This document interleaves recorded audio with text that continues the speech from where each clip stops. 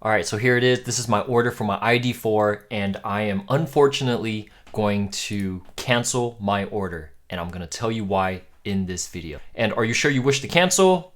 Sadly, yes.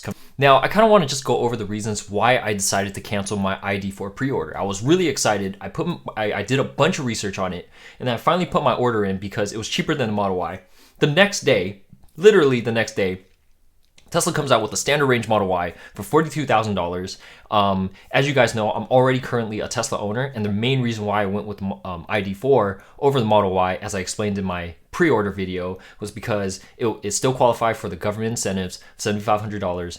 It was cheaper, and I was kind of ready to just move on from Tesla, just because I've had so many issues with Tesla build quality, and I kind of just wanted this, seeing how Volkswagen is involved with like Porsche, Audi, Bentley. I knew the quality was going to be good, so I just kind of wanted that, but I had to cancel my pre-order, and I'm going to tell you guys why in this video. So the first reason I want to cancel my ID4 pre-order is related to the reason why I got the pre-order in the first place. The ID4 qualified for a $7,500 federal tax credit. Now, you might be wondering what changed. Well, a few things have changed. The Democrats have taken the House, Senate, and presidency. Bernie Sanders is now the committee budget leader in the Senate, which means he's going to go big. And from what I remember, Bernie sees climate change as the #1 risk factor and as #1 threat to our country. So I know he is going to be pushing for incentives for EVs, solar, everything green to fight and battle climate change. So what does this mean? Why does it cancel my order? So what I think is going to happen is that GM and Tesla will be lobbying this new Congress really hard that has Democratic House, Senate, and presidency to get new legislation passed so that both GM, Tesla, and basically every manufacturer will qualify for the $7,500 tax credit regardless of how many cars they have sold. When you think about it, it doesn't really make any sense, because why would you punish the automaker that's doing really well from transitioning automobiles to zero emissions? Right? Or at least give us a chance to move to zero emissions, because for people like me, I generate the electricity from my roof and it's powering my cars. So I'm actually pretty confident that this new legislation will pass and Teslas will now get a $7,500 tax credit. And at that price, $42,000 Model Y minus $7,500, that's $35,000 for a Model Y. And from what I see at the $42,000, it's still the premium interior Model Y with only a range reduction.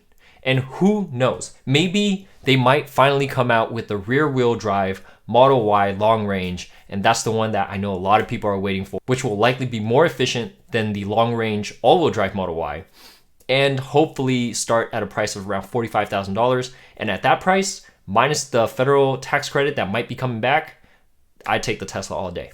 And who knows, the ID4 might still be an incredible car. But if that tax credit comes back, I feel like a lot of people will opt for the Tesla instead of the ID4 just based on cost alone, just because they're very similarly equipped and Tesla just has the charging network that most people would need and want. And the brand name prestige of being a Tesla, which is now a prestigious name. So people will gravitate towards that. Now, if that happens, if Tesla does qualify for the $7,500 tax credit, I believe VW will have to drop their price. So it doesn't mean that I will definitely go with the Tesla, but who knows, maybe Volkswagen will start offering some manufacturer rebates in order to move the ID4. Similar to how Chevrolet had to put a bunch of manufacturer rebates on the Bolt not too long ago. It was like up to $8,500, and you can get another $3,000 from Costco off the price of the car because they just wanted to move them. It couldn't compete with the Model 3 because it was the same exact price of the Model 3, and anybody in their right mind for the same price would pick a Model 3 over a Bolt EV. So something similar can happen between the ID4 and the Model Y, especially if Tesla starts to qualify for that federal tax credit. So the reason why the title of the video is why you shouldn't buy any EV is because if this credit does come back, it will drop the prices of current used market Teslas. It will drop the prices of Teslas in general. Now, I don't know about your situation, but if you need a car, you just need a car, right? And buying an EV is still way better than buying a gasoline internal combustion engine vehicle. But if you can wait, I highly suggest you wait, even if you're in the used car market. Let's say, for example, you're in the used car market for a Tesla Model 3, all right? A Tesla Model 3 used is going for around like $35,000, $35,000 to $38,000. But if a federal tax credit comes in and a brand new Tesla can be had for $38,000 minus the federal tax credit, it really doesn't make sense for those used Teslas to continue selling at $38,000. I can see those used standard range Teslas go down to maybe $25,000 to $30,000, because if you can get a brand new Tesla Model 3 standard range for like 30 grand after all incentives, why would you buy a used one for 35 grand with less warranty, with less refreshed upgrades? You know, you get the dual pane windows, heat pump, automatic trunk. You're missing all of those things. So I think if this federal tax credit does get passed in, you know, a new Democratic Congress, we'll definitely see old Tesla drop in value, new Teslas sales go through the roof, and other manufacturers dropping their price in order to compete with Tesla. Because if you're priced at the same price as Tesla, most likely the person's going to just buy the Tesla just because there's better charging network, there's better Autopilot.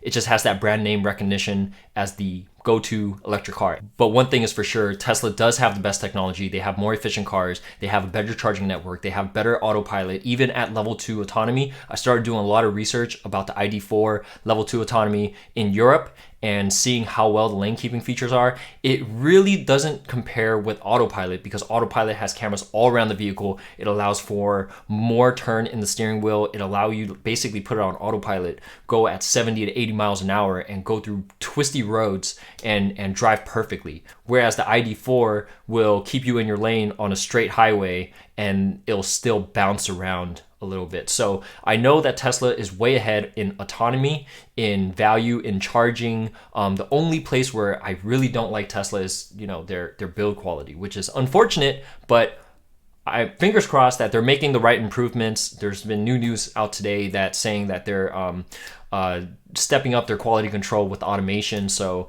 we'll see how that goes, but I don't really have high hopes for Tesla build quality at the moment, especially at the rate that they're churning out cars. But the good thing about Tesla is they will fix their problems.